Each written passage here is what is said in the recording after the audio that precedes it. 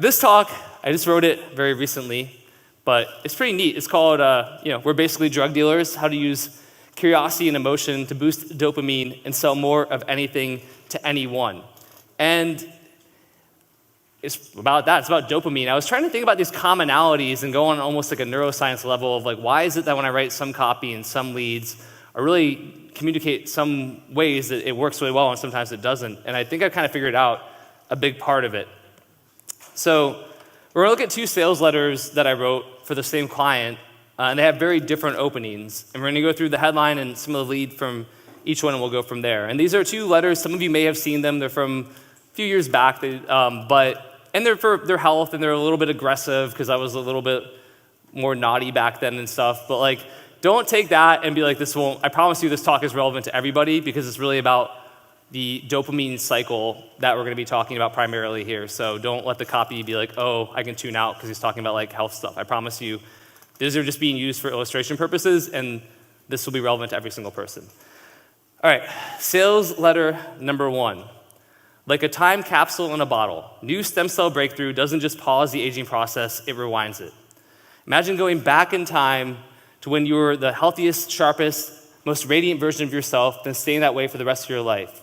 It's not science fiction, it's the power of stem cell science. Keep reading this report to see why experts believe this is the closest we'll ever get to a real-life fountain of youth, plus the remarkable story of how 22 Nobel Prize-winning scientists came together to get this discovery to the public, and why even though A-list celebrities and pro athletes have been paying however much, $100,000 per year for this youth-preserving breakthrough, you can try it today for pennies. So that's sort of the lengthy headline. And then I'm going to go through the first 2 to 3 slides of the lead.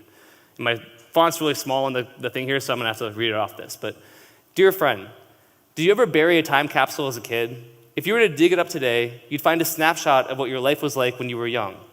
Well, what I want to tell you about today is being referred to by many health experts as a time capsule in a bottle, because it represents the latest breakthrough in ethical stem cell science, something that comes in the form of a single, tiny, and easy-to-swallow pill.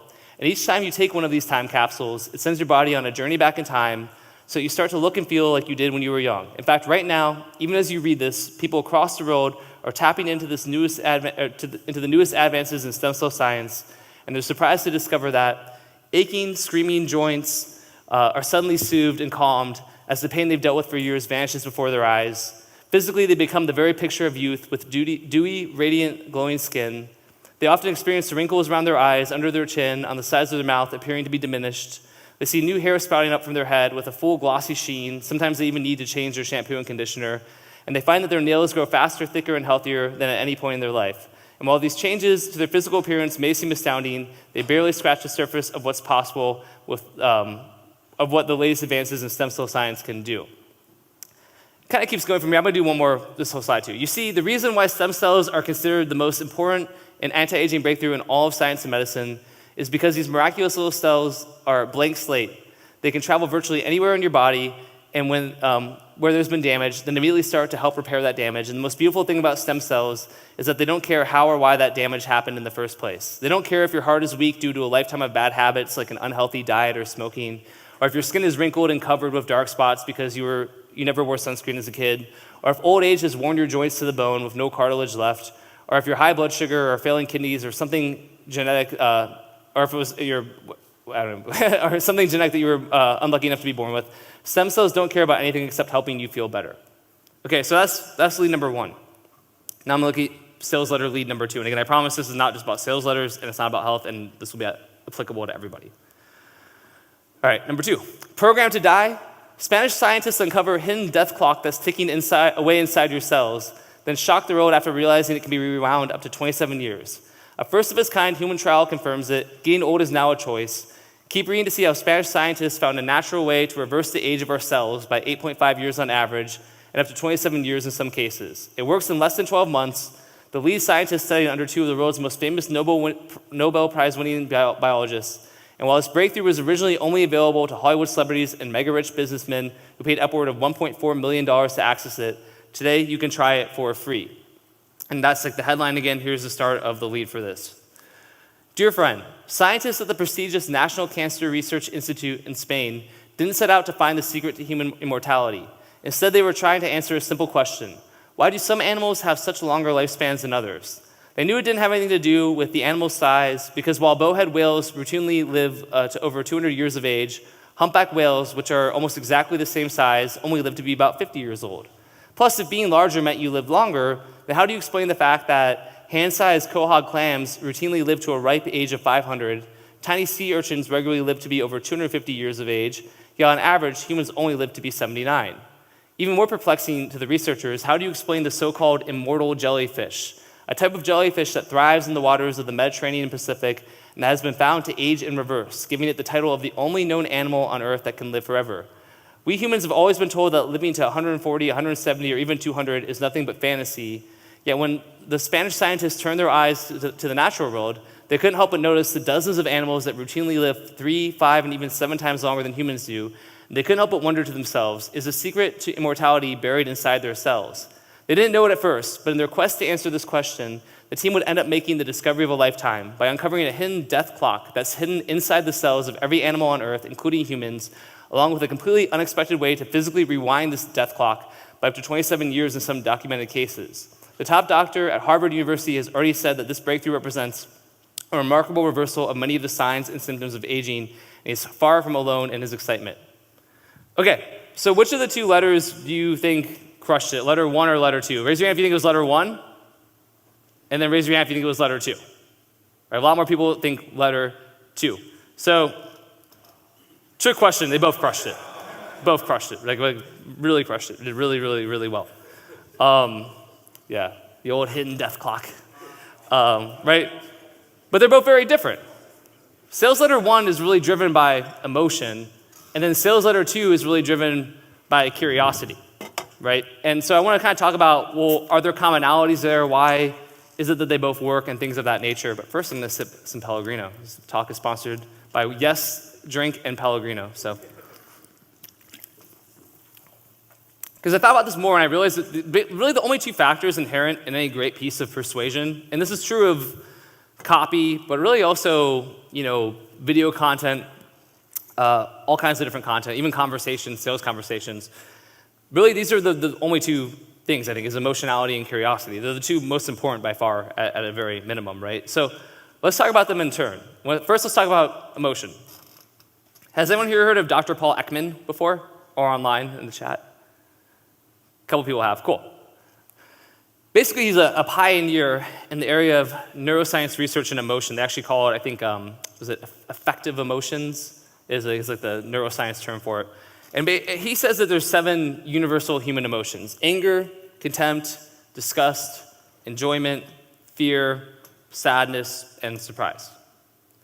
And then he says that these emotions occur in response to some kind of stimulus, right? Actual, imagined, or relived. So things like a physical event, a social interaction, remembering or imagining an event, talking about, thinking about, or physically reenacting a past emotional experience. So we've got 7 emotions, and they occur because of a stimulus. It makes some sense here. So if we go back to lead number 1, and the idea of like burying a time capsule as a kid and digging up today and seeing a snapshot of what life was like when you were young, what we're really doing with this lead is we're getting emotions to occur. We're getting them to remember or imagine a distant event, one from their childhood, and really what we're doing is we're invoking nostalgia. That's like the huge thing we're doing with that lead. The reason I like that lead from the beginning, the client had kind of argued with me about it, and this idea of like a time capsule in a bottle, does that make sense? It's like, and I'm like, it does, because really everyone of a certain age, and the demographic for these offers is both 50 plus, whatever, really 60 plus in a lot of cases, is they probably did this. They probably buried a time capsule when they were a kid. And then it makes them think about their childhood immediately. It makes them think about, maybe they can remember the grass, or it was a sunny day, or they're with their parents, or their teachers, or their friends. We're immediately taking them to a totally different emotional state. And one thing I don't have in this talk, but I brought it up recently, I'll say it here and now, is I think a lot of what we're doing as marketers and persuasive communicators in general is we always talk about conversions being, converting a prospect to a buyer, right? A lead to a buyer, or a lead to an opt-in. But really what I'm starting to realize in my journey as a marketer and persuader is that we're converting emotions first. Really, it's like emotional conversion happens. And if you convert them emotionally, then you convert them physically into them pulling out their credit card and buying or taking action. So in this case, it's nostalgia. Unless you think that nostalgia only works for aggressive sales copy, I invite you to consider the movie Up. Who here has ever seen the movie Up? Keep your hand up if you cried during the first 5 minutes of the movie Up. If you haven't seen the movie Up before, the first 5 minutes will have you sobbing. I remember seeing it with a girl I was dating at the time. I was in college, and I'm crying, and I'm like, oh my God, am I gonna have a second or third date with this girl, and I'm crying to a kid's movie, 5 minutes in, but then she was crying too, so I was like, all right, we're good. If you haven't seen Up, seriously, watch the first 5 to 7 minutes of it, right? And the reason you cry in the first 5 minutes of the movie Up, and sorry, spoiler, the wife dies, but she dies in the first 5 minutes. Whoopsie. But it's not because she dies, it's because you're taking through the entire emotional journey from nostalgia and fond memories of childhood. It starts with the main characters, or not really, some of the characters as children, but all the way through the rest of their lives. So the realities of adulthood, the inevitabilities of getting old, the potentialities of becoming sick and dying before achieving all of your dreams. It's like a Disney or a Pixar movie that does all of this in the first 7 minutes. It's crazy. But that's the journey, and it's nostalgia in this whole journey, right? So you're emotionally being manipulated, but you don't mind. You're pleased that you're being manipulated. So if we go back to nostalgia of Time Capsule in a Bottle, I think if we're talking about these 7 universal emotions from Dr. Paul Ekman, what are the ones that we're really looking at here? I think there's enjoyment, surprise, and sadness. So enjoyment because they're thinking about a moment in their life that they likely remember fondly. Like I said, we're evoking a time of wonder, of possibility, of good health, of when the road was open to them. And because we talk about that in the lead too, you were young, you didn't have a care on the road. Surprise because it's unlikely they expected to get on this sentimental journey when they clicked on the ad or opened the email or whatever, and suddenly they're eating this email. There's a surprise element to it as well. And then there's sadness because this time is lost, or it's in the past, or it's out of reach. And thinking about this time capsule from when they were a kid, it may bring back bigger thoughts and have them thinking of their parents or friends or people who may not be with them anymore. It may make them think of their hometown and how it's changed. There's a heavy degree of nostalgia here, which is this blend of sweetness and sorrow. So we're doing all of that with a simple image of a time capsule in a bottle and thinking back to when they were a kid. And then it's worth noting that the lead corresponds with the sort of emotional stimuluses that Dr. Paul Ekman talks about as well. So there's a physical event with burying a time capsule. There's a social interaction, like I mentioned before. It was probably done with school or a church or with friends or with teachers or with parents. You're remembering the actual event. You're thinking back to the physical event. And then you're talking about or thinking about physically reenacting the past emotional experience. So you're going so far back, it's evoking nostalgia that almost has you feeling like you were there if you really think back to it. It's the same reason music and smells and things like that can happen. And if you wonder why you love songs from when you were a teenager, depending on your era, it can be these pop songs or whatever it is, it's because basically from the age of 12 to 19, your brain has got some of the highest levels of dopamine it's ever going to have. And so when you hear these songs, they're flooding your brain with dopamine. And so then when you hear those songs later on in life, the dopamine kind of comes flooding back. There's a trigger there. And so that's where nostalgia and dopamine are really clearly linked. I'm going to get into that more right here. So keying in on nostalgia. Here's what experts have to say. This is from some study. I promise you this is real and legit. Every time nostalgia is experienced, a part of the brain is activated. The performance and activity of the brain's reward systems and memory systems are altered through stimulation. This includes the hippocampus, responsible for long-term memory and factual details of episodic memories, as well as the brain's reward system. When the reward systems in the brain are triggered, a chemical known as dopamine is released. Researchers have led experiments using MRI scans to reveal that when nostalgia is felt, there's a close link between the release of dopamine and memories in the hippocampus. So lots of sciencey stuff, we'll break it down in a minute, but let's keep going for a second. The dopamine deposits itself directly in the hippocampus, thereby activating the dopamine system in the hippocampus. The result is a significant improvement in the ability to remember specific memories and details.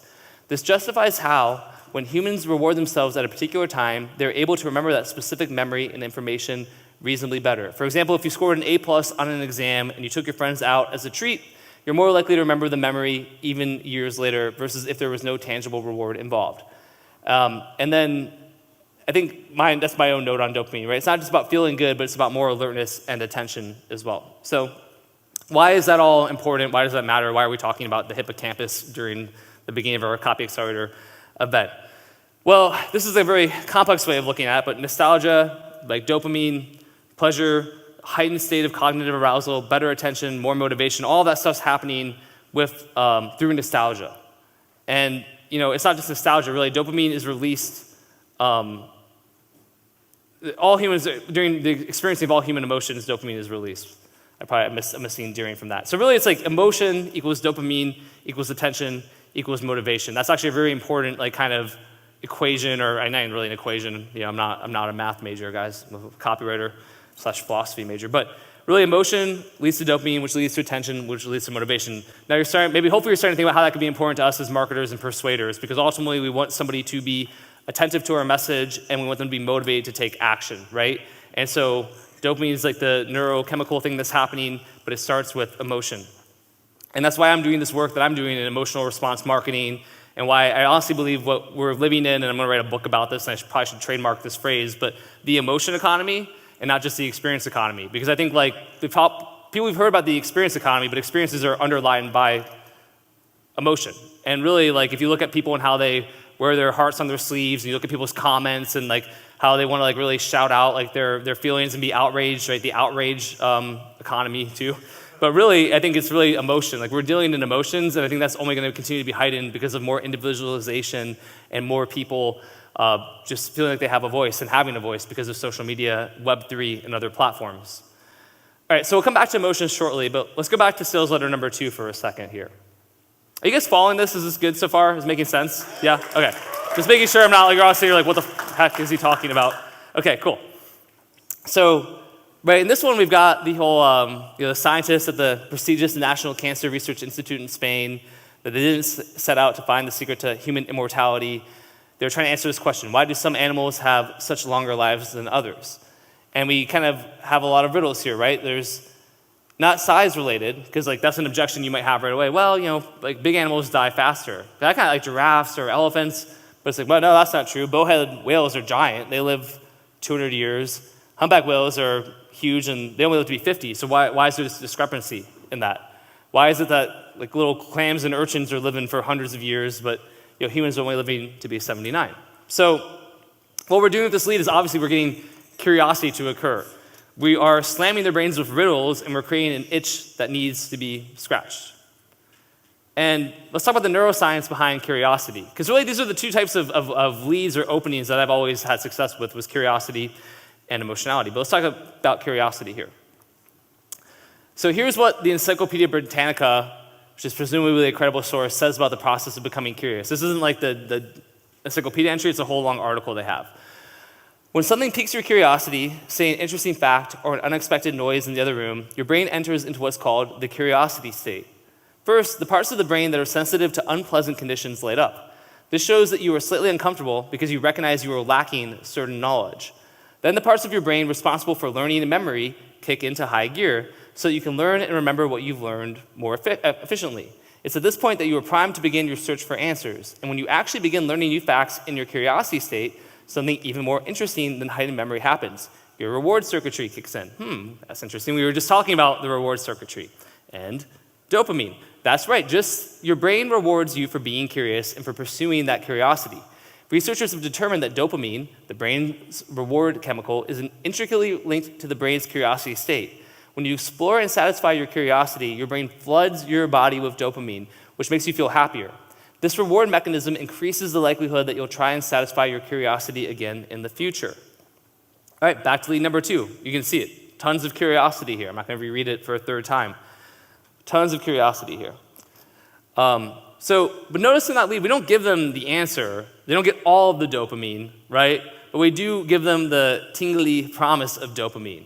We get their dopamine juices flowing a little bit by starting to tease them. And I can call it the cocaine effect, which really, if you know what cocaine does, is essentially it floods your brain with dopamine, but as someone who was a cokehead in his late teens and early 20s, I can tell you that the anticipation of getting cocaine is actually almost better and more heightening and arousal, has a more heightened arousal state than the actual cocaine itself. The cocaine is almost like a letdown. It's the anticipation of getting the cocaine. Seriously, right? Because you're oh God, I'm gonna get it, you're all excited. And they've done studies on that. Just the idea for an addict of if they know that they're gonna be getting the reward or the hit, the whole circuitry starts kicking in and they start getting dopamine then and there. And then the actual, snooter is just whatever, But the same thing's happening with our lead when we tease them with curiosity, or especially. And yeah, you get a little taste, but you still want the whole damn bag. And it keeps you reading, watching, engaging with the copy. All right, now leaving the world of snooters and returning to the good old Encyclopedia Britannica, they say, the idea that our brains reward us for learning actually lines up with the hypothesis that curiosity helped our early human ancestors survive. Think about the usefulness of a stone, tool, or boat. Humans needed to understand the environment and manipulate it in order to survive. Whether it meant knowing the best routes to flank animals on a hunt, where the best caves were for shelter, or how to find edible plants and berries, curiosity about the environment led to better survival. Our most curious ancestors had an advantage over those who weren't curious. Over thousands of years, only the most curious people reproduced, leading to the characteristic curiosity of modern day humans. And one or two more of these slides, but they're worth going through. They go on to talk about there being two types of curiosity. I actually think this is pretty important as well. The first is called epistemic curiosity, where they say, have you ever gone down a rabbit hole of link clicking on the internet? If you're a copywriter doing research, you're like, yep, I definitely have. Or gone so obsessed with a favorite book or TV show that you had to research everything you could about it? That's epistemic curiosity, the drive to eliminate information gaps and learn new explicit information. When you feel that thirst to acquire new knowledge, your brain actually responds as if you're thirsty or hungry. That's where the areas sensitive to unpleasant conditions light up, and that's why it feels so great to satisfy your curiosity. Thanks, dopamine. That's their cute little ad, and not mine. And the second type is called empathetic curiosity. They say the second type of curiosity you might find yourself expressing is empathetic curiosity. Human life is built on relationships and interactions between people, and empathetic curiosity is the drive to know more about what other people think and feel. When you're in comfortable social situations, your curiosity state is especially pleasurable, according to research. And again, that's when your dopamine releases in the highest levels. All right, empathetic curiosity, huh? That's interesting because obviously empathy equals the ability to understand and share the feelings of another. So really, empathetic curiosity is emotional curiosity, and it's a pretty powerful blend to me. We talked about emotion in the first lead, curiosity in the second lead. When we blend them together, that's pretty powerful. And here's another really interesting point I want to make, right? They mentioned how the research shows that the time when someone is in a comfortable environment is when their curiosity state is the most pleasurable and dopamine is being released at the highest level. Well, this is why when we're selling, whether physically or verbally or whatever it is in the written word, our language, cadence, and verbiage should mirror that of our prospect and audience, right? We've always heard that. If you're writing sales copy, you talk about how you want to really understand the spokesperson and be able to relay, hey, I'm just like you, or someone close to me who's just like you. Here's what they were going through, and you want the prospect to be able to be like, wow, yeah, like they really get me, they really understand me.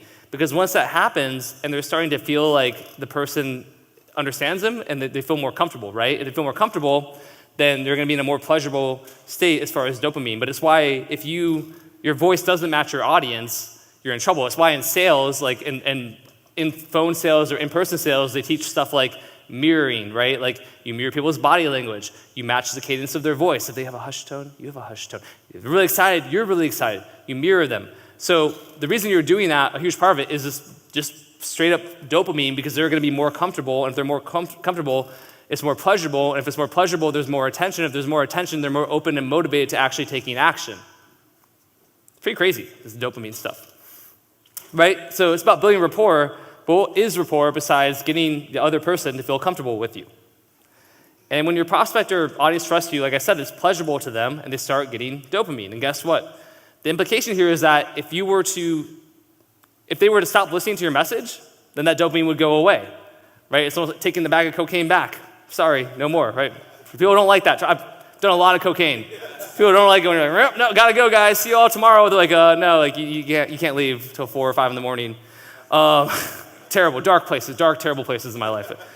Decades ago, but just, at least 15 years. Decade and a half ago. Been a while.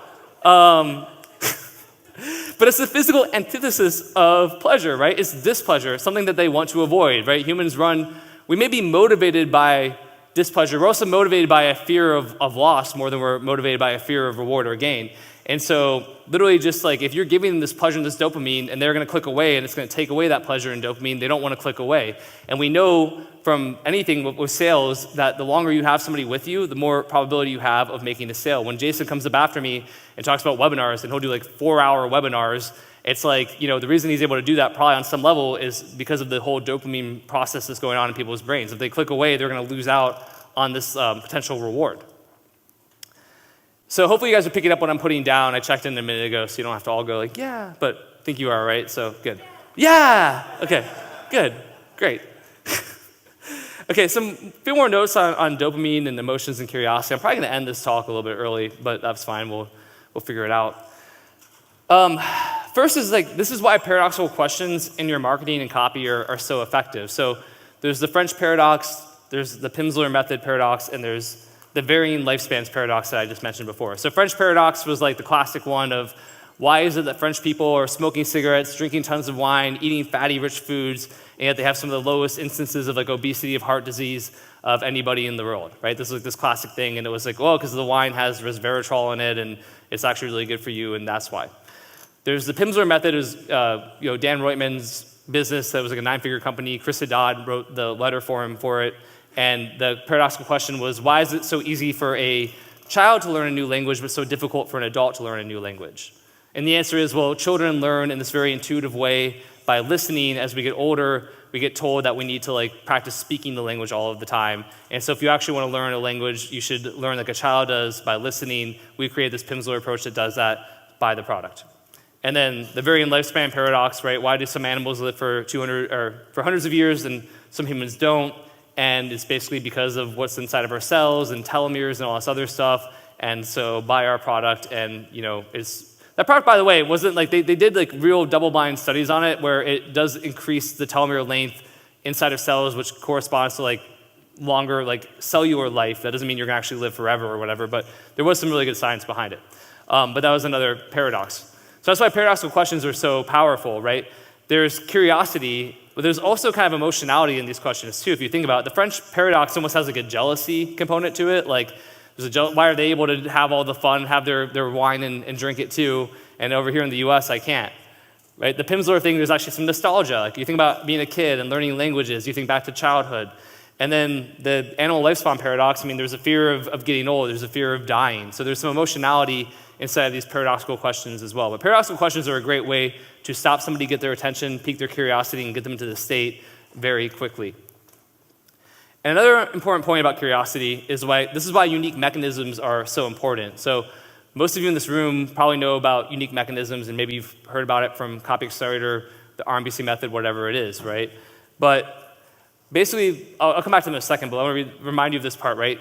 Unique mechanisms, again, I know a lot of you know this, but if you don't, there's basically a unique mechanism behind the problem and the solution. The unique mechanism behind the problem explains the one missing part and why your prospect or whoever it is you're talking to hasn't gotten the outcome that they want to get yet, based on whatever their pain point or thing that they want is. And then the solution is if you just add in that 1%, you should be able to get to that outcome. So, for example, there's a million examples I could use really, but basically maybe you're trying to lose weight and it's there's some hormone in the gut and scientists just discovered it. This hormone regulates your metabolism, but you have less of it as you get older, and that's why you haven't really been able to lose weight. And you're like, oh, okay, that's why.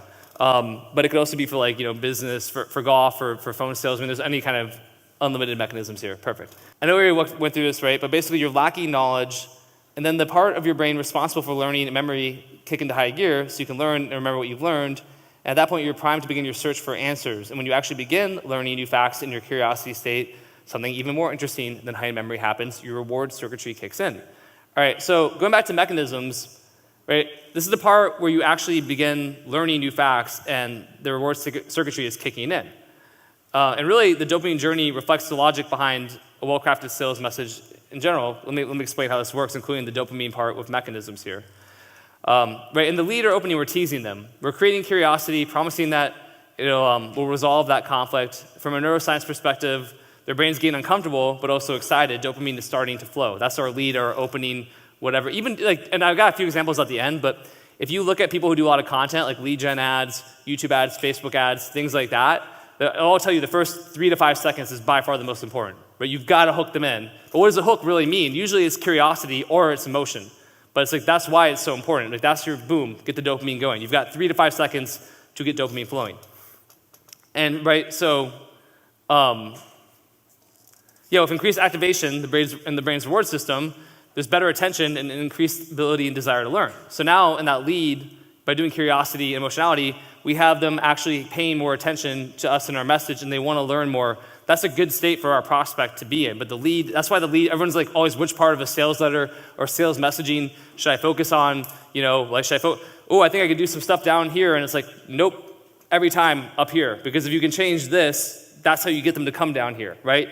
Like your whole sales message is like a funnel. And so the most eyeballs are up here. The most attention is going to be up here if you do it right. Versus down here, if you're going to be losing people no matter what. But the better your messaging is, the more curiosity and emotion there is up here, the more people will make it down here. Versus if you've got no emotionality or curiosity, it's like this, and you're not going to make as many sales. That's literally what the difference between conversions is why like it's your lead and your opening. And that's true both in person or through sales copy, right? And if we throw some emotion into our lead or opening, well, even more dopamine is being activated, and their focus and attention levels are even higher. So that's why blending curiosity and emotion is so important and crucial.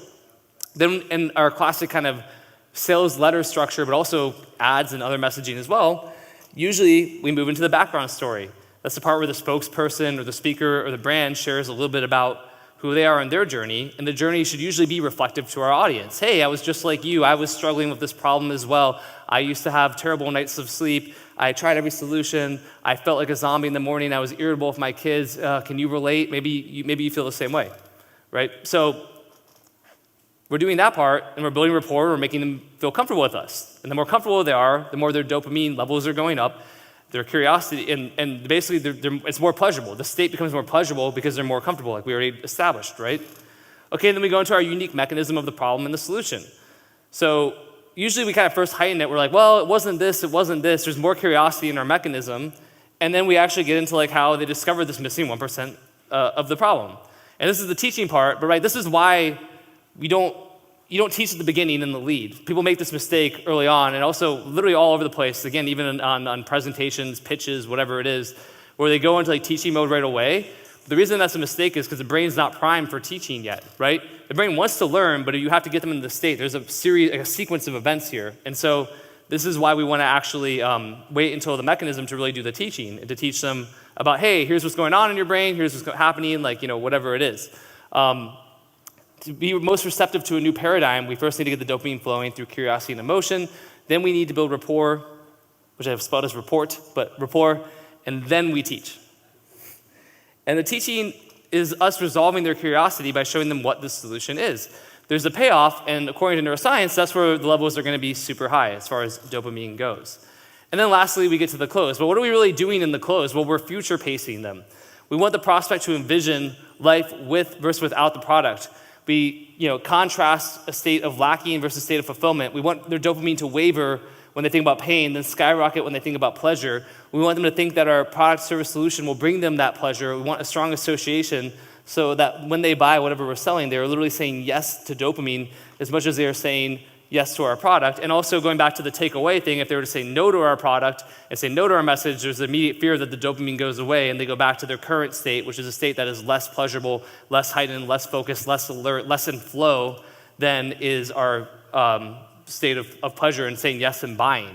We want buying to be, and it's the same reason why the upsell stuff that we teach that Jay DeBolt first kind of brought up and that Justin turned into his Olaf thing about really reaffirming the purchase in the upsell. Right? Like, the reason you do that is because you want to keep the state pleasurable. Because now they're in the upsell, and people will be like, hey, you spot, great, hey, I'm going to sell you something else. And what Jay DeBolt talked about in one of our Copy Starter events many years ago, but it's really worked well, and then Justin does it with Olaf, is being like, you fucking bot, you're amazing, and like going on for like a couple hundred words of like, you're so smart, oh my God, you're the smart. And then because you're really reaffirming, you want to keep the energy level high and the dopamine going up. And so by doing that, right, then you can go into but there is one problem here, we're going to help you. Oh God, the dopamine might go away. No, it doesn't have to, just buy the upsell as well. Okay, thank God, all right, I'm still getting my dopamine, And another note on that, right, so the reward mechanism increases the likelihood that you'll try and satisfy your curiosity again in the future. So what does that really mean? Well, in addition to what I just said about upsells, One other thing I would try to add is more curiosity in the opening as well. I honestly, this thing you have to play with, but if like that's the emotional state that they're in already, of high like heightened dopamine and wanting to like keep that going, then I would kind of try and hit them, even with my emails, when I sell them more stuff quickly, I would hit them with emails very quickly that are high levels of curiosity, high levels of emotion, and things like that, trying to cross-sell them more stuff. I wouldn't wait till tomorrow. I'd have emails coming out like today within 30 minutes or 20 minutes or 15 minutes of them purchasing, because they're in that state. We make that mistake of like, oh, well, they just bought, so I'll try to send them again in a couple of days. It's like, they just bought is the best time for them to buy more stuff. So like, sending them the emails right away is a really good idea, and having curiosity and emotionality. So a couple quick examples here, like just in action. I mean, like, if you like Gundry MD, like they're actually the kings of these with their Facebook ads and YouTube ads. So, you know, don't buy apples before watching this. Gut health expert Dr. Stefan Georgi is revealing why certain types of apples may be causing serious issues of digestion and weight. Don't eat Honeycrisp apples before watching this. Very simple, but there's curiosity, right? They're so good. If you go through Facebook ads library and go through their ads, they're just like curiosity galore. Here's another one from them, right? Is gluten the main problem? The number of Americans eating gluten-free has tripled since 2009, but is gluten-free the best way for better health? Nutritional expert Dr. Georgi reveals the answer. And there's a little image. Curiosity. That's all they do. They deal in curiosity. This is one from Stansberry Research. So it says, one company is well-positioned to, I guess they doubled up position, but well-positioned to ride the tailwinds of the pandemic. It's not in the headlines like Pfizer or Moderna, but it has done as much for folks through the pandemic as any company. And you've got sort of like this image there, and you're not exactly sure what's going on. And right, the vaccine juggernauts rely on this company. So it's all curiosity. I don't know if Brian's in the room. Brian, are you in the room from It's Skinny? I don't know, he was supposed to be here. He's not. Well, hey, glad to have you here. It's Skinny, I was going to say for Brian, he could probably add a little more curiosity, because they're an awesome company. They basically create this like pasta that it's like 9 calories, 0 net carbs, gluten-free, and it tastes like actually like pasta. So it's a really cool brand. They just raised like several $1 million through the 100 million mastermind I'm a part of. Brian's a really great dude. But they have their ad, do you like eating pasta? But carbs are bad, right? Then they kind of go into educating right away. Well, that's because when you eat carbs, it spikes your blood sugar. And when your blood sugar spikes, it forces your body to store fat. However, so the ad's like fine, but like if I were them, what I would test is sort of being like, but carbs are bad, right? Well, not all carbs are. Kind of tease curiosity around carbs and make somebody watch the video to see the answer instead of trying to educate so much. So I wanted to show that as an example of, I'm not saying it's a bad ad, it could just potentially, it'd be a cool thing to test, is to see if like you did less educating and made it more curiosity driven, how would that impact the performance of the ad? Alex Hormozi, right? So let's look at content marketing. It's not, like I said, this is not just about like supplements or anything else, right? Like if you look at all of his stuff, like it's all like, how would you invest $25K to make $1 million? Reverse psychology hack to close more deals. I spent $120,000 for 4 phone calls with Grant Cardone. Right, all of his stuff there is like always about curiosity, which makes sense. That's what all of your content marketing should really look like. Even me with my reels. One thing I noticed here is if you look at these are just like from my Instagram from like the other day. Which by the way, if you do personal brand stuff and you're not doing reels, like you're crazy. Because like even for me, I have less than 100,000 followers, but my videos are, that one got 40. Now it's probably at 42, 43,000. But my average is probably about 4,000 to 6,000 per video I put out every day. But one thing I'm doing is I put closed captions on, but I'm actually trying to pick thumbnails where it's hard to see, like, you're trying to understand, you don't quite know what I'm trying to say there, so you have to click it to watch it. So I didn't realize this until after. So like in family, I work so I can support family, be with family, but you're like, wait, what? Like, where's he going with that? Versus some of them, like, to me, ego is not the enemy is okay, but some of them I think I'm actually too clear with my captions, so I'm actually trying to pick captions now in my reels that are like incomplete, or like people need to figure out, wait, what is he trying to say? And they click on it. And you can see that with some of the other ones too that have a lot of views. Like even scotch plus cooking plus music equals this. And this is really just me drunk, dancing, and pointing at tequila and steak. It's like 10,000 views. So I'm like, all right, cool, because it's curiosity. And actually I'm doing pretty good on timing. So, but basically, in summary, I think the idea you can remember is emotional curiosity here. And to put it another way, we're basically just drug dealers, but we're selling, our drugs are words and persuasion and content and imagery and communication, but we're playing with dopamine. And it says I got